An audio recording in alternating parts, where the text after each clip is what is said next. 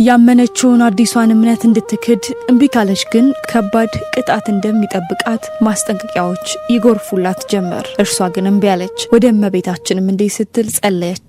እናቴ ማርያም ሆይ ብሞትም ልሙት እንጂ አንቺን ለዘላለም አልክድሽም ስትል ጸለየች። ከበርካታ ቀናት ማስፈራሪያ በኋላ የመጨረሻዋ ምሽት ደረሰች። ወንድሟ ቁጣና ንዴቱ ከቁጥጥር ውጪ ሆነበትና ከቤት ውስጥ እየጎተተ ወደ ውጭ አወጣት። አንዳንድ ታሪኮች ይሰብሩናል፣ አንዳንድ ታሪኮች ያነቃቁናል፣ ያነሳሱናል። የፋጢማ አይነት ታሪኮች ግን እውነት ከፍርሃት በላይ ኃያል እንደሆነና ፍቅር ከሞት በላይ የበረታ እንደሆነም ያሳዩናል።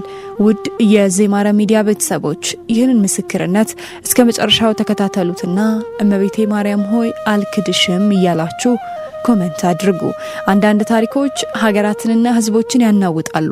በድቅድቅ ጨለማ ውስጥ በሹክሹክታ የተነገሩ ነገር ግን እሳት እንኳን አቃጥሎ የማያጠፋቸው ደማቅ የእምነት ገድሎች። ዛሬ የፋጢማን ታሪክ ልንነግራችሁ እንፈልጋለን።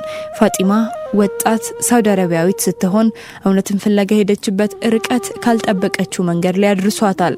ይህም መንገድ ያላትን ሁሉ ህይወትም ጭምር መስዋዕትነት ቢያስከፍላትም ዛሬ በመላው ዓለም በሚሊዮኖች የሚቆጠሩ ክርስቲያኖችን መንፈሳዊ ህይወት እያጸነ ይገኛል። ፋጢማ ተወልዳ ያደገችው ባህላቸውን በሚወዱና በሚያከብሩ የሳውዲ ቤተሰቦች ውስጥ ነው። ፋጢማ ብልህና ሁሉ ጊዜ አዲስ ነገር ለማወቅ ካላት ጉጉት የተነሳ ጥያቄዎችን የምትጠይቅም ልጅ ነበረች። እያደገች ስትመጣም ቢሆን አንድ እውነትን አስተዋለች። ይኸውም ብዙ ሃይማኖታዊ ህጎችና ስርዓቶችን ስትፈጽም ብትኖርም ልቧ ግን አሁንም አላረፈም፣ አረካምም። ይልቁንም በልቧ በነፍሷ የበለጠ ባዶነት ይሰማት ነበር። የነፍሷ ጥያቄ አስጨነቃት። እውነት ፋጢማ ድነሻል? ስትሞቺስ ገነት ትገቢያለሽ? ይህ የነፍሷ አስጨናቂ ጥያቄ ነው። ያልሞላ የልቧ ባዶነት የበለጠ ረፍት ነሳት። ስለዚህ እውነትን ለመፈለግ ቆርጣ ተነሳች። ማታ ማታ ሁሉም የቤተሰብ አባላት ከተኙ በኋላ ኦንላይን እየገባች የተለያዩ የሃይማኖት ዙሪያ ጽሁፎችን በማንበብ ቪዲዮዎችን፣ ምስክርነቶችንም በማየት እሷ ከምታምነው ውጪ ሰዎች በዓለም ላይ ስለሚያምኑባቸው እምነቶች ጥናት አደረገች። አንድ ቀን ታዲያ እንደ ልማዷ ኦንላይን ገብታ መንፈሳዊ ትምህርቶችን ስትፈልግ የህይወቷን አቅጣጫ እስከ ወዲያኛ የቀየረውን የኢየሱስ ክርስቶስን ትምህርቶች አገኘች። በተለይ ኢየሱስ ክርስቶስ በማቴዎስ ወንጌል ምዕራፍ 11 ከቁጥር 28 ላይ እናንተ ደካሞች ሸክማችሁ የከበደ ሁሉ ወደኔ ኑ እኔም አሳርፋችኋለሁ፣ ከኔም ተማሩ እኔ የዋህ በልብም ትሁት ነኝና ለነፍሳችሁ እረፍት ታገኛላችሁ የሚለውን የክርስቶስን የፍቅር ቃል ስትሰማ ነፍስም አልቀረላትም። ለመጀመሪያ ጊዜ በእግዚአብሔር የመወደድ ስሜት ተሰማት። በድካሟ የሚፈርድ የሚያስፈራራ የሚያሳድድ ሳይሆን እግዚአብሔር እንደሚወዳትም ተረዳች። የእግዚአብሔር ፍቅር በኢየሱስ ክርስቶስ አንዴ በልቧ ገብቷልና የበለጠ ፍቅሩ ፍላጎትና ጥማት አደረባት። መጽሐፍ ቅዱስን በጥልቀት ነገር ግን በሚስጥር ማንበቧን ቀጠለች። ይህም ብቻ ሳይሆን የወንጌል ስብከቶችን፣ የክርስቲያኖችን ምስክርነትና የኦንላይን መንፈሳዊ ውይይቶችንም በብዛት ተከታተለች። ቀስ በቀስ በጸጥታ ውስጥ ልቧ ተቀየረ። ስለእመቤታችን ፍቅር የሚገልጹ ግጥሞችም ከተለወጠው ልቧ ይፈልቁ ጀመር። ግጥሞቿን በላፕቶፕ ኮምፒውተሯ ውስጥ በሚስጥር አስቀመጠቻቸው። ምክንያቱም ለጊዜው ሚስጥሯን የጠበቀላት እርሱ ብቻ ነበርና ሚስጥራዊ ዩዘር ኔምን አውጥታ ከሰዎች ጋር ማውራት፣ መወያየት እንዲሁም የገባትን እውነት ለሰዎች ማካፈልም ጀመረች። እንደተለመደው አንድ ቀን ማታ ቤተሰቦቿ ከተኙ በኋላ ስለ ማርያም የሚያስተምሩ የኦንላይን ትምህርቶችን እየፈለገች ሳለ ድንገት ሳታስበው ከዓይኖቿ እንባ ይፈስ ጀመር። ህይወቷን ወደ ሌላ መንፈሳዊ ምዕራፍ ያሻገሩ ቃላትም አንደበቷ ፈለቁ። ኢየሱስ አንተ እውነት ነህ እከተልሃለሁ የሚሉ የእምነት ቃላት ከአንደበቷ ፈለቁ። እነዚህ ቃላት ተራ ቃላት ብቻ አልነበሩ። ምክንያቱም በመንፈሳዊው ዓለም ላይ የመንግስት ለውጥን ያመጡ፣ ከጨለማው ወደሚደንቅ ብርሃን፣ ካለማወቅ እውነትን ወደ ማወቅ የተሸጋገረችበት፣ ወደ እግዚአብሔር ልጅ መንግስት የፈለሰችበት ቪዛዋ ነበሩ። በዚህም ምክንያት ስለ ስሜ በሁሉ የተጠላችሁ ትሆናላችሁ፣ እስከ መጨረሻ የሚጸና ግን እርሱ ይድናል ብሎ ክርስቶስ በማቴዎስ ወንጌል ምዕራፍ 10 ከቁጥር 22 ላይ እንደተናገረው እርሱን ለመከተል ወስናለችና የስደት ማዕበሉና ወጀቡ ጀምሯል። አንድ ቀን ከሰዓት በኋላ ወንድሟ ላፕቶፓን ሲነካካ በሚስጥር አስቀምጦ የነበረውን ፋይሎቿን ስለ ክርስቶስ የጻፈቻቸውን ግጥሞችም አገኘ።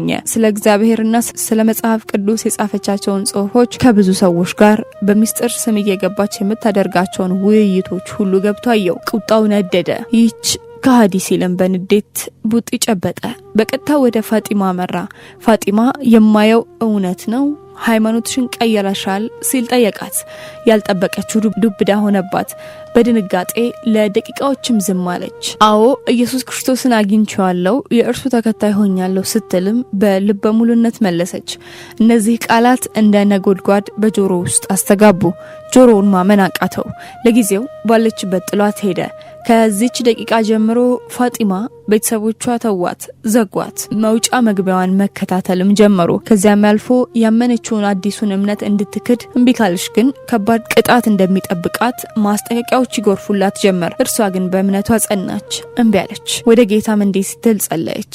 ጌታ ኢየሱስ ሆይ በሞትም ልሙት እንጂ አንተን ለዘላለም አልክድህም ብላ ጸለየች። ከበርካታ ቀናት ማስፈራሪያ በኋላ የመጨረሻዋ ምሽት ደረሰች። የዚያን ቀን ማታ የመጨረሻዋን የማህበራዊ ሚዲያ መልእክቷን እንዲህ ስትል ጽፋ ለጠፈች። የኔ ጌታ ኢየሱስ ክርስቶስ ነው። እውነትን ተቀብያለሁ። ሞቶ ላዳነኝ ለጌታ ለኢየሱስ ክርስቶስና ለገባኝ የወንጌል እምነት ስል ለመሞት እንኳን ዝግጁ ነኝ የሚል መልእክትን አስቀመጠች። ያ መልእክት በዚያች ምድር ላይ በማህበራዊ ሚዲያ ለሰዎች ያስተላለፈችው የመጨረሻዋ መልእክቷም ሆነ። እናንተ በፋጢማ ቦታ ብትሆኑ ምን ተወስናላችሁ? ያላችሁን አስተያየት በኮሜንቱ ላይ አስቀምጡልን። ከዚህ በኋላ የወጡ ዘገባዎች እንደገለጹት ወንድሟ በብዙ ጥረት ጌታን እንድትክድ ለማድረግ ቢሞክርም ፋጢማ በእምነቷ ስለጸናች ቁጣና ንዴቱ ከቁጥጥር ውጪ ሆነና ያን ቀን ማታ ፋጢማን ከቤት እየጎተተ ወደ ውጭ አወጣት። ጩኸት በረከተ፣ ትግልና ግርግርም ሆነ። ፋጢማ በእንባ ተማልጸነችው። ቀጥሎ የተከሰተው እሳት ነበር። የእሳቱ ነበልባል የምሽቱን ጨለማ አበራው። የፋጢማ ሰቆቃና የጣር ጩኸት ጎረቤት ሁሉ ሰማው። ፋጢማም በእሳት እየተቃጠለች በሞት ጣር ተከባ ሳለ ኢየሱስ መንገድ፣ እውነት፣ ሕይወት ነው ስትል ለሚሰሟት ሁሉ ወንጌልን አወጀች። ከዚያም ታላቅ ጸጥታ ሆነ። ፋጢማ ገና በ20ዎቹ ዕድሜ መጀመሪያ ላይ ያለች ወጣት ነበረች። ታሪኳ ግን ከእርሷ ጋር አልሞተም።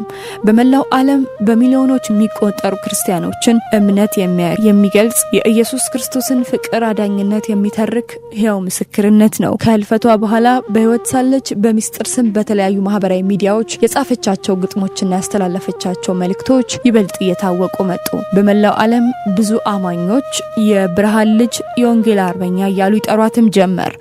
የወጣቷ ፋጢማ ጠንካራ እምነት ዝም ሊያሰኛት ከሞከረው እሳት በላይ ደምቆ በርቷል።